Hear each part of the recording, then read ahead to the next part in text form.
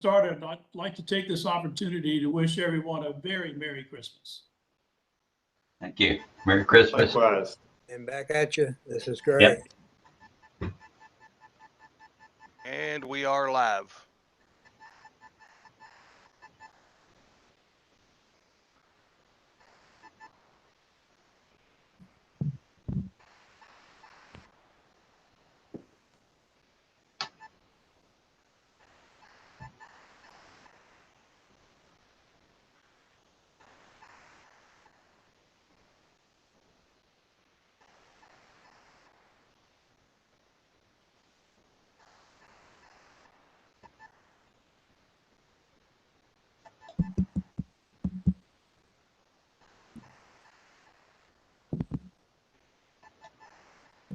Also like to remind everybody while we're waiting to get started, if you're not speaking, please mute your mic.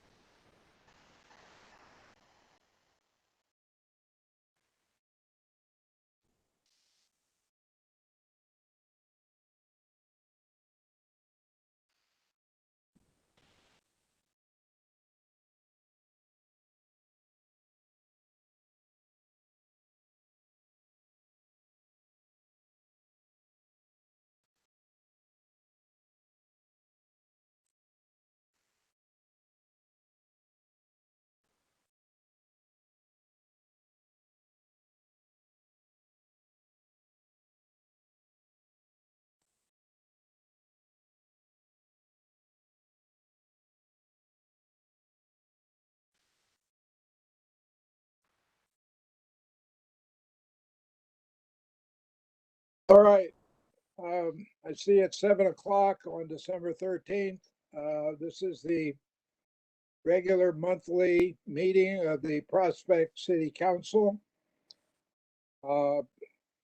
It looks to me like all 6 council members are present, as well as a number of others. So we'll get into the agenda. It's approval of the minutes of the last regular meeting, which was November 15th.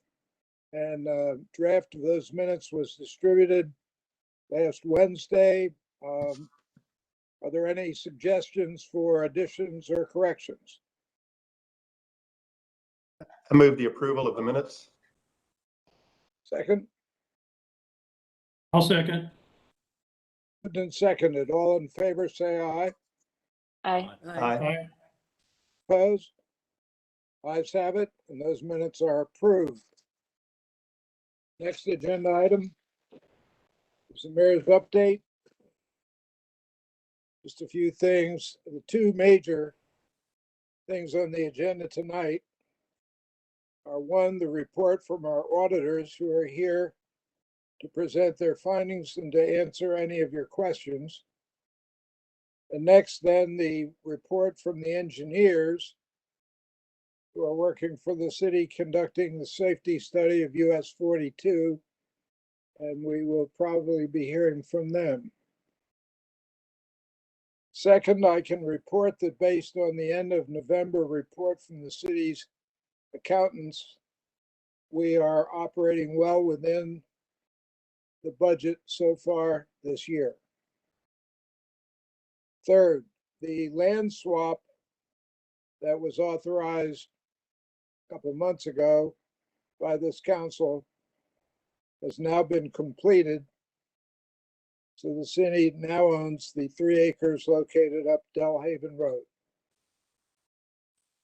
Fourth, just a little announcement, the city's staff, including the police, will be having its Christmas lunch tomorrow at 11:30 at City Hall. There'll be plenty of food, so if you're so inclined, drop in. And fifth and last, many of you may already know that LDG, again, has applied to have the Prospect Cove property rezoned. Last time they did this was in 2016, 2017.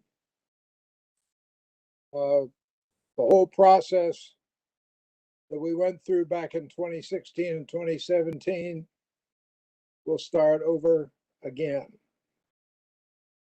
And oddly enough, even though they have now restarted an application for rezoning, they continue to litigate the defeat of their previous attempt back in 2017, including the taking of a very large number of depositions. That's my report. Are there any questions?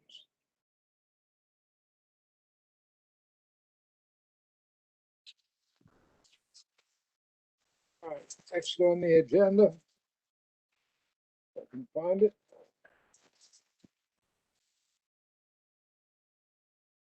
Sarah, do you have a report for the Parks Committee tonight? I know Linda Wardell said she couldn't be here. Yeah, I sure do. So the Parks Committee is going to meet back up in January. We did not have a December meeting, but everything's going well. The Trail Bash was well attended, and then Linda did want to pass along that with the nice weather days we've been having, these ebbs and flows up to 65 degrees or so, that she's been out to the parks each of those days to relax and has seen a lot of activity out in the park. So she's been happy with that. And then the one other thing that I was asked to chat about is the American Rescue Plan Act funds, so the ARPA money that we have.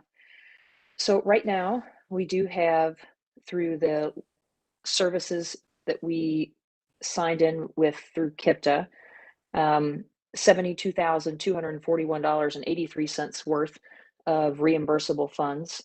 And I'll go over what that includes, but that will be we'll have to do a budget amendment as the council to put that in as an actual per line item for each of those ARPA funds, designate them per category, and then approve them as the council. But these items that I'm going to go over have been recommended by KIPTA as very applicable, and that they'll start the paperwork to be able to do that. So those are as follows. It's a lot of parks and forestation. So the Arbor Fest and a multitude of tree plantings, some tree removals.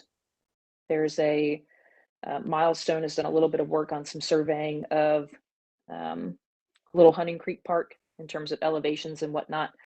And that was mainly for the parking lot, but that is in there because that was the whole park itself. Also, all of the invasive plant removal, so all of the ICF services are good to go and fully legitimate. The trail repairs that occurred in June, late June, June 29th of this year in Hunting Creek Park, or Harrods Creek Park, I apologize. Also a bridge replacement that occurred in September. Also the paved walkway that continued in Harrods Creek Park all the way out to the canoe launch. It was just sort of paved, then a sea of kind of gravel mess, and then picked up to the canoe launch, and then the trail. We paved that portion. That is covered, as well as that $72,241.83 also covers the 1% ARPA administration fee, which right now, since we'll get the 1.2 million and change. Right now, it's been half of that. So that fee right now is $6,350.97. And again, that comes out of ARPA. The other thing that will be hopefully added to that when we see the budget amendment, which is why that budget amendment isn't happening, I think right now, is that Little Hunting Creek Park, all of those planning, all of the, so like the Weber Group master plan, all of the pre-work and work will qualify as well. And so the hope is to have all of those cost estimates in December or very early January. But the hope is for December. So that would all be included, and that would be a significant amount of funding as well. That would be on top of the 72,000. So I just wanted to mention that, and I'm happy to answer as much of those questions as I can, but that's been working on with me, Don, Doug, and the mayor, and John Carter has been incredibly valuable. So anybody can answer questions about those, but happy to do that. Any questions for Sarah? Okay, hearing none, thank you, Sarah. We'll move into the other reports, the Ethics Commission, Mr. Embry. Yeah, hello, everybody.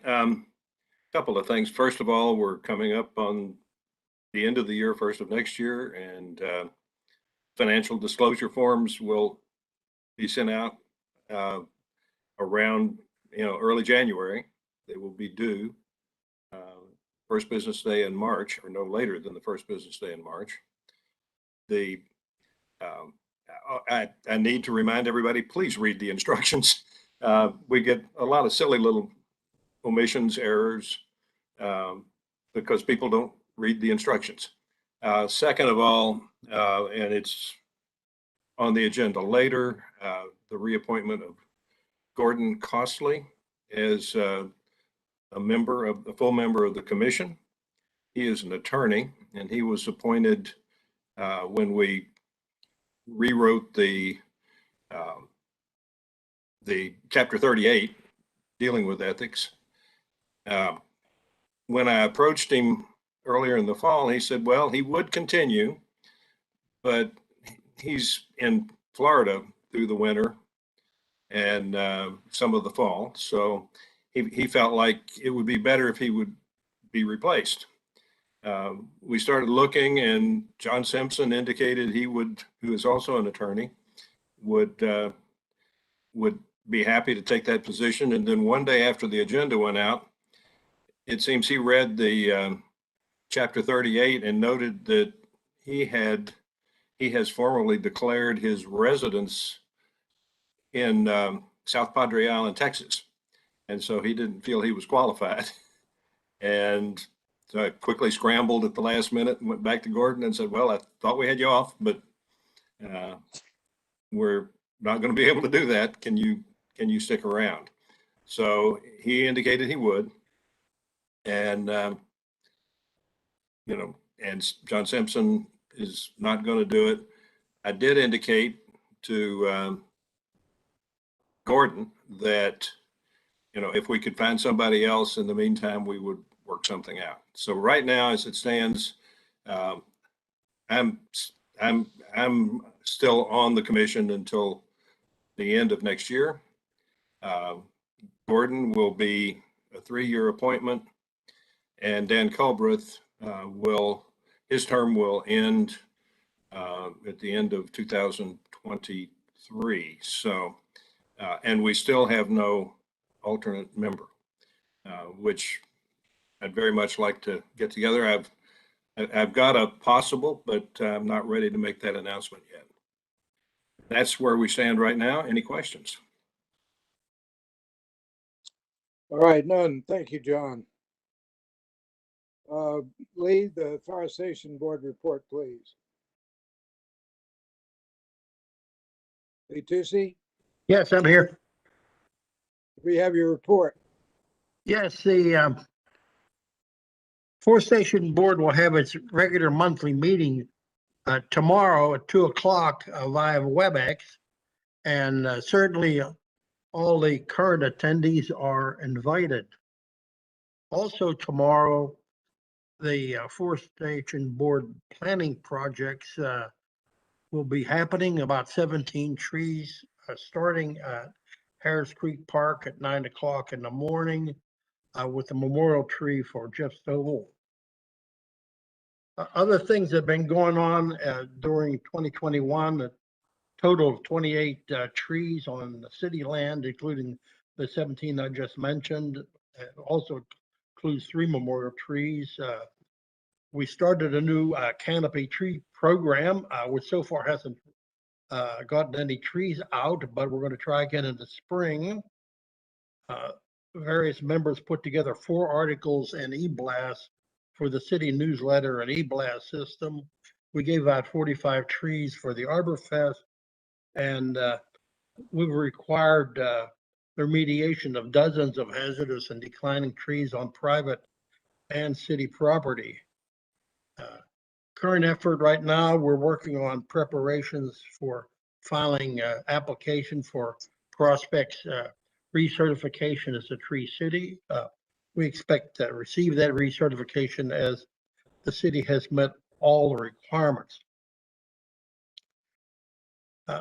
I sent out a written report, and the major part of it is devoted to a problem that just surfaced where the code enforcement officer basically is saying he doesn't have the time or ability to enforce the letters that are sent out to private property owners stating that they have hazardous trees or trees which need remediated, in some cases maybe blocking driver views. That's actually covered under the nuisance ordinance as well as the forestation ordinance.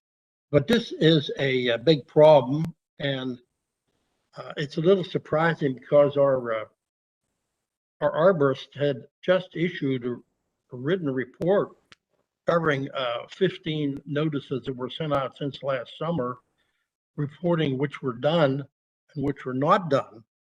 There were a couple where the property has been notified since July and August, but no apparent remediation action or even any communication in at least one case.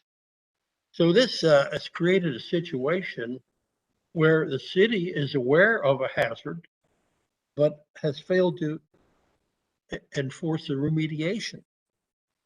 I don't know if people received today, we just sent it out, was an interesting article on Greg Abbott, the governor of Texas.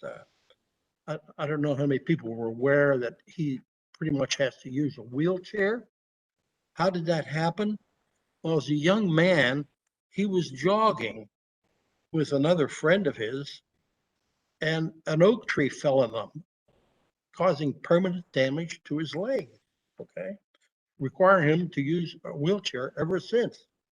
And incidentally, the Times reported that so far, Mr. Abbott has collected $8 million in compensation and is still going, you know? So there is a significant exposure to hazardous trees. And the council and the mayor need to come up with a way of enforcing these actions. They're not required in the ordinance for the forestation board to enforce them. We notify the city when enforcement needs to be done according to the procedure that exists. But the code enforcement needs to be done by city person. The mayor has suggested that maybe another person might be hired to do this job. I'm not familiar with all the duties that code enforcement officer presently has. I know he's part-time, but maybe some of his duties could be rerouted. If it's doing dumpster permits, maybe one of the receptionists could handle it. I don't really know, but we're looking for a solution. This is something that the city needs to solve. Any question? Lee, I'm sorry that you brought all this up tonight because you got a meeting of the forestation board tomorrow. And I thought that that's when we would discuss this. I today delved into very thoroughly the forestation board ordinance. And I just want to point out that while the city does make the notifications to the people, that in the end, it's the forestation board itself, per the ordinance, that has the enforcement power and the power to levy fines, and it doesn't go to the code enforcement board as the other code enforcement matters do. According to the ordinance that covers forestation, it stays in the forestation board as far as a hearing and as far as any penalty. And I really didn't want to get into this publicly tonight, but you brought it up, so there's my answer for now. Okay, we do have the power to fine. We do have the Yes, power to you fine. do, We and you would have like the to collect power. the fine.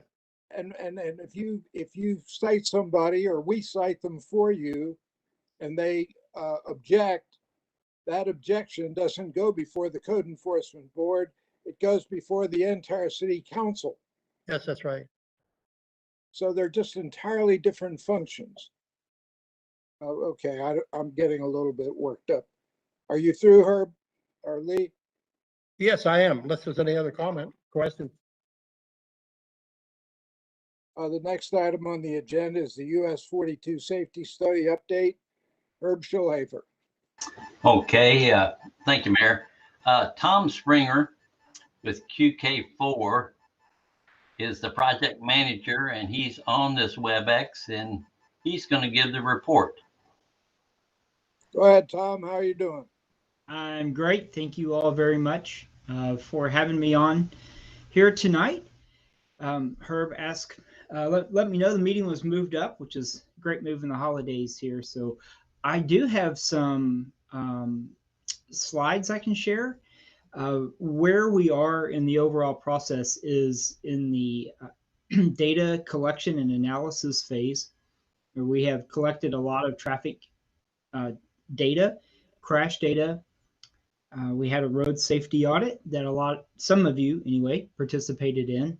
And we have completed environmental overviews.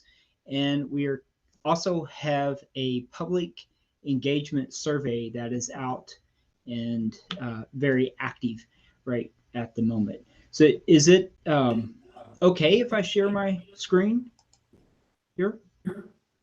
It's okay. I don't know how you do it, but if you can do it, go ahead. Well, let's see if I am successful. Screen 1, it says share.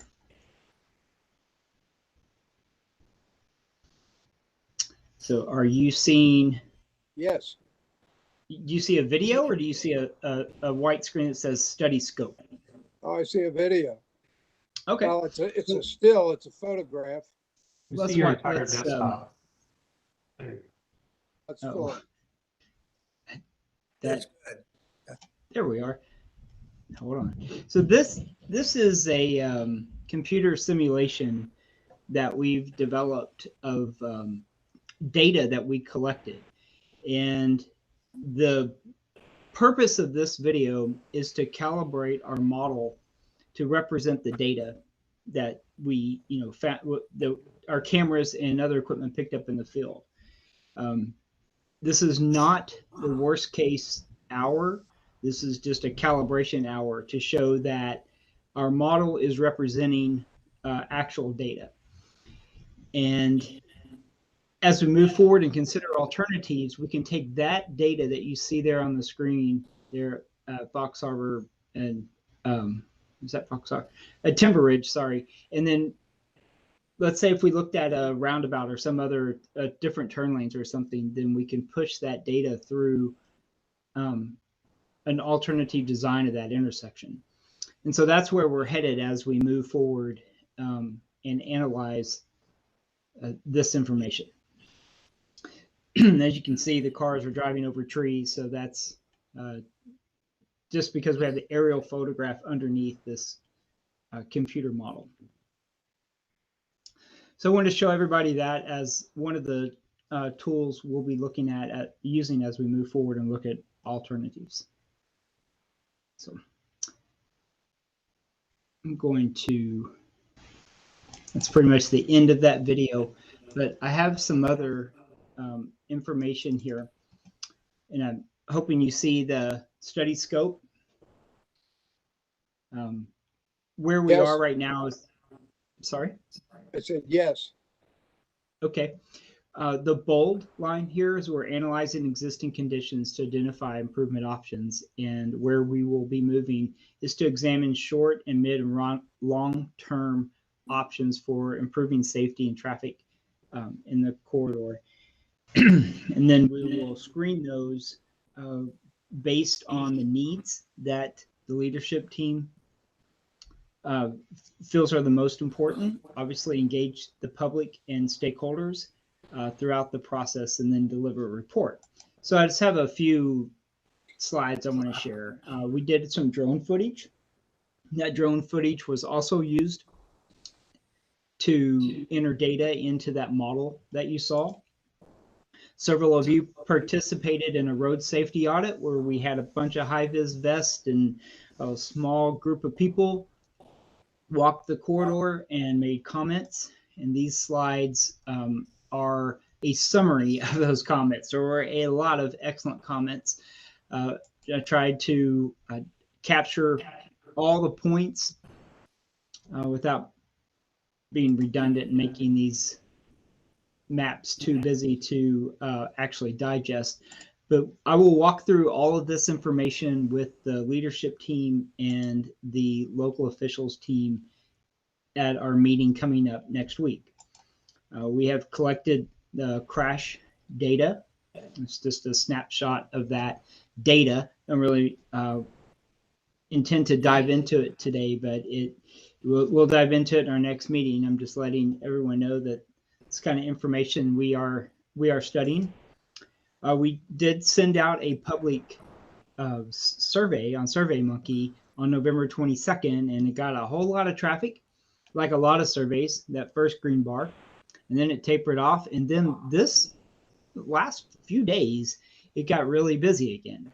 I think the mayor's newsletter must have gone out, some other promotional things. We got some 55 comments just today. So that's exciting, I think. Just real quick, hitting highlights here. Most of the people, nearly all the people that have participated live, work, or live and work along the corridor. And that's our target audience. That's what we want. And nearly everybody that participates drives this corridor every day, or at least weekly. And just so you know, probably shouldn't be a huge surprise, the top two concerns are turning onto and turning off of US 42, as each of us have experienced.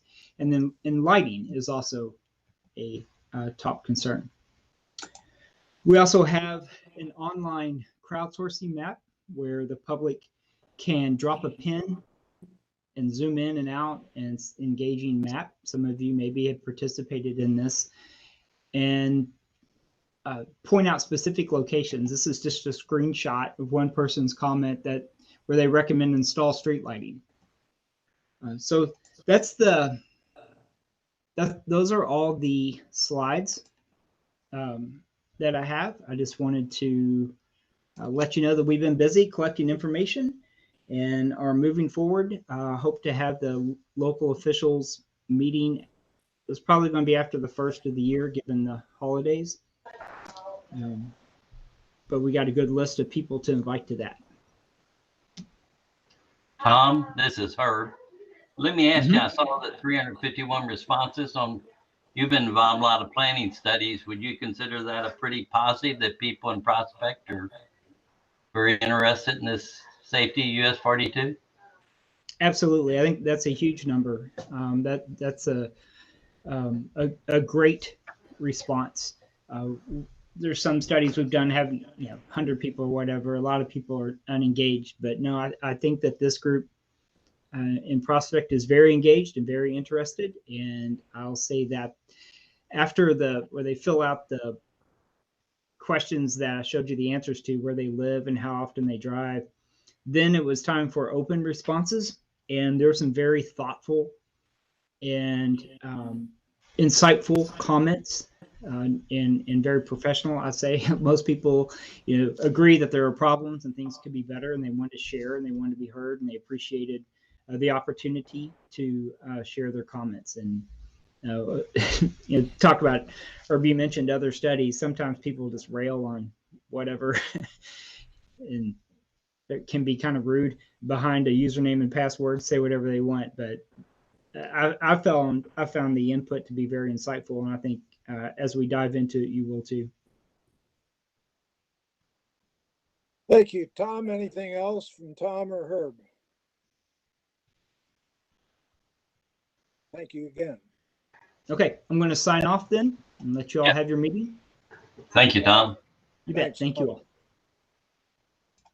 all. Next, is there an update on the library operations from Sandra?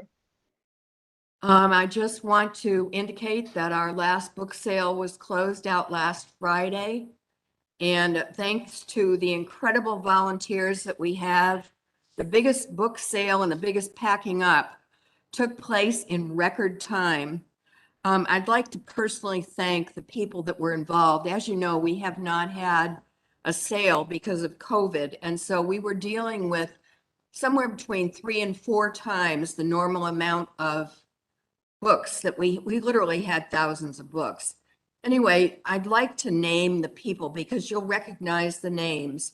Marilyn Carter, Brenda Shealy, Linda Knox, Tom Wills, Becky Culbreth, Dan Culbreth, who's here in the audience tonight, Lorraine Peak, Beth Rogers, Pat Cox, and Gloria Murray. We would not have had the book sale that we did without these wonderful people. We'll be having another one in May, and we would hope that it would be much more normal in size. That's our report. To get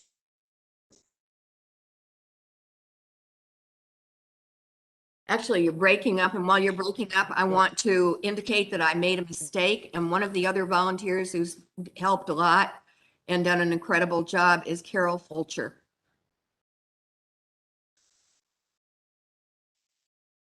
I just thought it'd be nice if we could get their photographs to run in the newsletter. Thank them that way. We'll talk about it, Sandra. Can you hear me? Yes. Okay. I'd like to call on Jennifer French and Bill Meyer of Strathman and Company CPAs to tell us about the audit of our finances that they've just completed. Okay, well, good evening, everyone. This is Bill Meyer, the partner responsible for the audit. Jennifer French is the principal with our firm, which is almost a partner, and she and her team did most of the work. I'm just going to give you a little background on some things and let Jennifer lead you through a few comments. We try to comment on things that we think you might be interested in and be brief about that, but other than that, we'll be glad to take questions. I think most of you know, but if not, we were kind of hired late in the game last year. Your auditors that you'd had for several years indicated that they would not be able to perform the June 30th, 2020 audit. And we were selected as the firm to kind of come in and get that done as soon as possible. We were able to issue our opinion early June of this year on the June 30th, 2020 audit. It's interesting to note, since that time, I found out there are actually 3 CPA firms here in town that were fairly prominent in the government audit arena that have decided to get out of that business. So you are not alone. There were a number of cities, dare I say, most smaller cities had a similar issue this past audit cycle. So, why is that? Well, government audits take a little more time and effort and expertise, and there's a little more risk in them, and some firms have just chosen to get out of. We're of course all in and will be for the foreseeable future. In fact, the city of Louisville just became a client.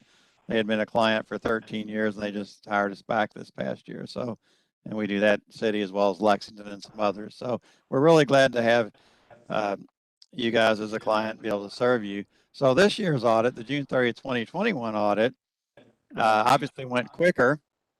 It was a little challenging in that you had a transition in the city clerk position, and there's nothing wrong with that. It's just we had to learn about him. He had to learn about us, and he was learning about your city. So it probably took a little longer than it might normally. We issued the audit opinion at the end of November, which again is a substantial improvement over last year. But I think even in the future, it'll even go smoother now that we're all familiar with one another. So the audit is a clean audit opinion.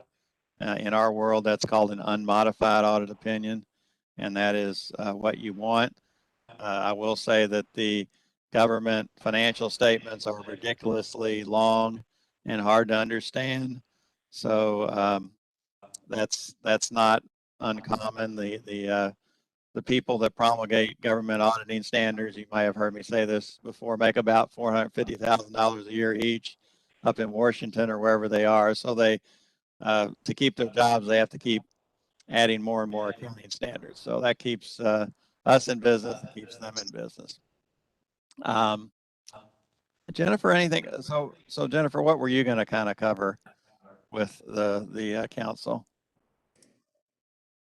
I was just going to hit a few highlights of the audit report, if they would like that. Just walk them through a few pages. Yeah, go ahead, please. All right. And I know Bill said we were hired late in the game. We issued in June last year. Now we're issuing our reports dated November 30th. We're presenting, to you today. So that's a good 7 months ahead of last year. So we'll strive for even better this year. Again, as Bill said, there was transition with Laura leaving and John coming on board. And I have to say he did a great job and was very cooperative to work with. So with that, I assume everybody has the audit report, but I can share my screen. Let me see if I can do that real quick. Do you see my screen? Yes. Okay. So the first part of the report is the independent auditor's report, as Bill mentioned. This is where we provide our opinion. It addresses what management's responsibilities for the statement is, and then it addresses our responsibility. And then what Bill was stating is that it was a clean opinion, that in our opinion, we feel the financial statements present fairly in all material respects the financial position of the city. We'll go to the government-wide financial statements. These are prepared on the full accrual basis of accounting. And this is basically your statement of net position. If you were in the for-profit world, this would be, in a sense, your financial statements. And we list your major assets of cash, capital assets, and then your major liabilities. And as you can see, we are required to report on the pension liabilities due to a GASB pronouncement that was issued a few years ago, which I guess distorts your financials a little bit. It reflects the net pension liability of 1.6 million. And then the other post-employment benefit liability, that is the health benefits associated with that of about 500,000. So basically your assets and deferred outflows or resources are about $6 million. The next page is your statement of activities. If you have the paper copy, it's page 4 of your audit report, which is basically, if you're in the for-profit world, an income statement. It lists your expenses by governmental activities, what the charges for services were, and what your operating grants and contributions were. And then your tax revenues are listed as general revenues. And as you can see, the change in net position is a little bit lower, but again, that is based on the pension liabilities being recorded. One thing I would like to note is the city did receive some coronavirus relief funds of about $460,000 for the year we were auditing. So this was new from the prior year. The fund financial statements, this is what the city utilizes for budget purposes. This is your balance sheet for your governmental funds. And it is separated between your general fund and road fund. The next page reconciles this statement to your government-wide statements.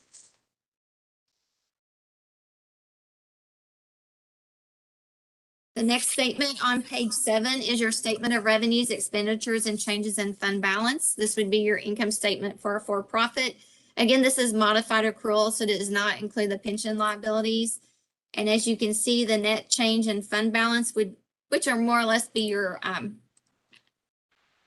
income, is about $281,000 for the year.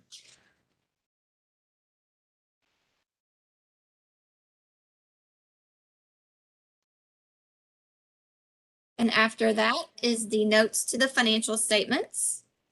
Note A talks about your significant accounting policies. I don't believe there are any major changes from the prior year.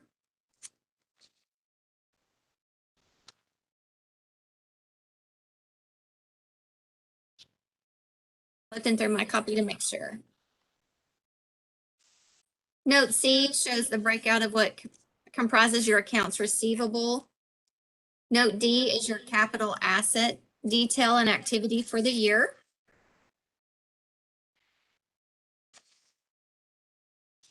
And we'll skip over to note G, which talks about your fund balance, restricted, committed, and unassigned. And then, as Bill stated, the pension notes are next. Unfortunately, we're required to disclose a lot of information about the pension obligations and liabilities. I'm going to take you to the last note, which are the recent GASB pronouncements. And for next year, there is a new lease accounting standard that will be effective for all governmental entities and all for-profit, nonprofit entities. Basically, any operating leases that are material to your financial statements and have a term of over 12 months or more will be required to be reported as an asset on your financial statements with a corresponding liability.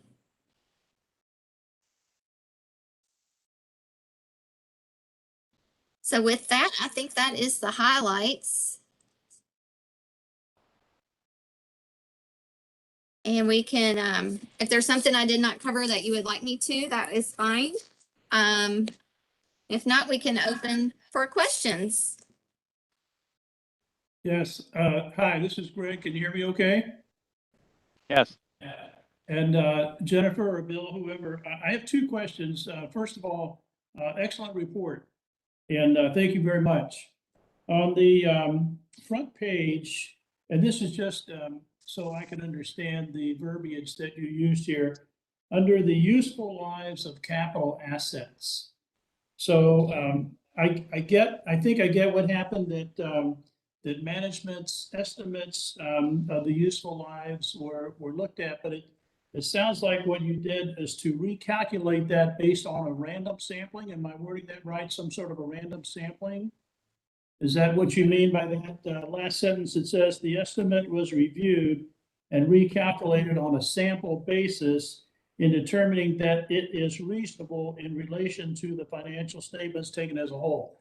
So does that mean you looked at it, took a random sampling and decided not to make any change?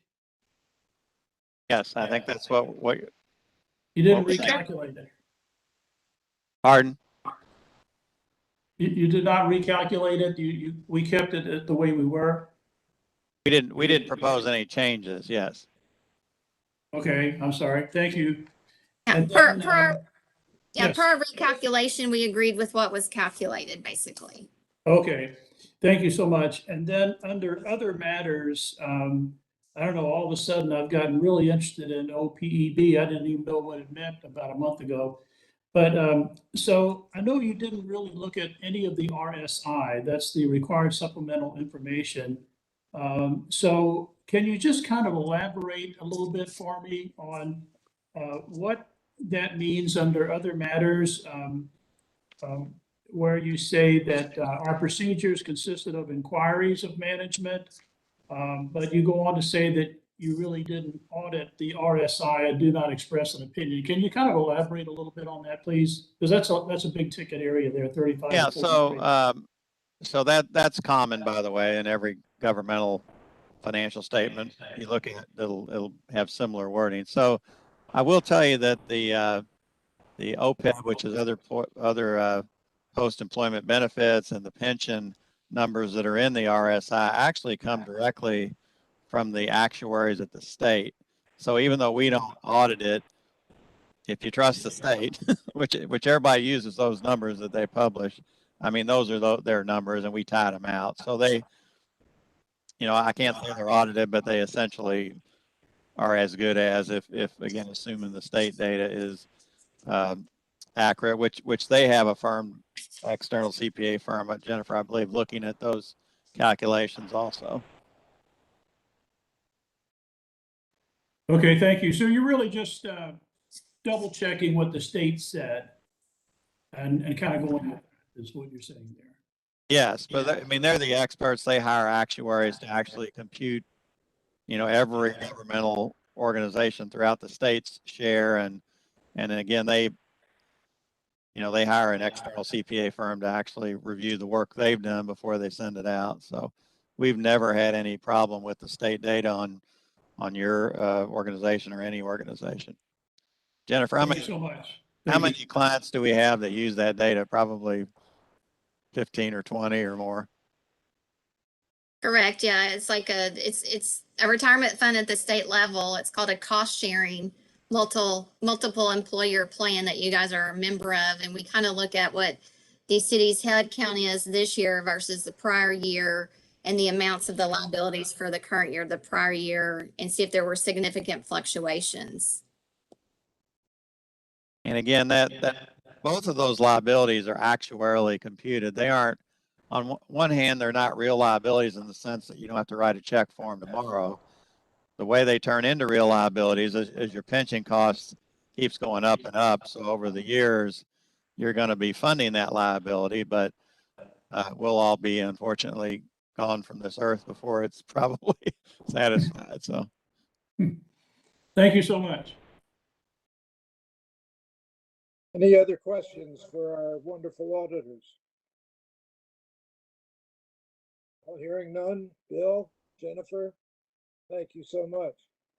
yes, thank you for allowing us to serve you, and everybody have a Merry Christmas. Thanks for jumping in when we really needed you. We still do. All right, let's move along to the police report.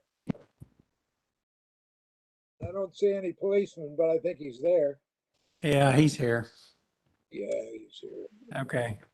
Actually, this was maybe one of the slowest months we've had since I've been here. November was, virtually just about everything was down, except for house checks. We had about 320 more this month compared to November of last year. The regular reports themselves were down. We had no felony reports to speak of and only one misdemeanor report. And that was just a shoplifting at Walgreens that if there wasn't a change in the statute earlier in the year, it would have been a felony, but now it takes $1,000 to be a felony for shoplifting. And it used to be $500 and the amount of the theft was $661. So it's now a misdemeanor to steal $661. And just a few of the other ones, we had a few fraud cases. We had one that involved an eBay fraud where somebody attempted to buy Michael Jordan rookie card for thousands of dollars and got scammed on that. We had a theft of a garden gnome and a concrete mushroom. That's a first. And we had an internet fraud where someone from another state thought they were buying a Maltese puppy from over in Sutherland, and they paid for it. Now, here's the kicker, with American Express gift cards. And when they arrived at the home in the Sutherlands, there's no dog to be found. And that's the second or third time someone has showed up at this lady's house to pick up a dog that never existed. They don't have anything to do with dogs, but somehow somebody has this online fraud where they sell people and they pay for a dog with American Express gift cards, and they show up in Prospect, Kentucky, expecting a dog, and they get nothing. So that's unusual. Other than that, really nothing. Very, very quiet. All right. Let's move into, is there any unfinished business that anybody wants to bring up? I don't know of any. So hearing none, we'll move into new business. And the first item is a municipal order appointing, reappointing Gordon Costley to serve on the Ethics Commission. Would anyone like to move the adoption of that? I move the adoption of the ordinance, or the order. excuse Second. me. Is there a second? Second. Moved and seconded. Since it's municipal order, I think we can just say, all in favor, say aye. Aye. Opposed? It's unanimously adopted. The second municipal order is the order establishing the schedule for regular city council meetings in 2022. Is there a motion to adopt that order? So moved. Second. Moved and seconded. All in favor, say aye. Aye. All opposed?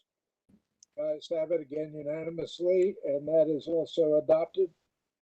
The last item on the agenda is comments from citizens. Are there any? Nobody has signed up to speak. I don't hear anybody, so given that, we would entertain a motion to adjourn. So moved. Second. All in favor, say aye. Aye. Aye. All opposed? Meeting is adjourned.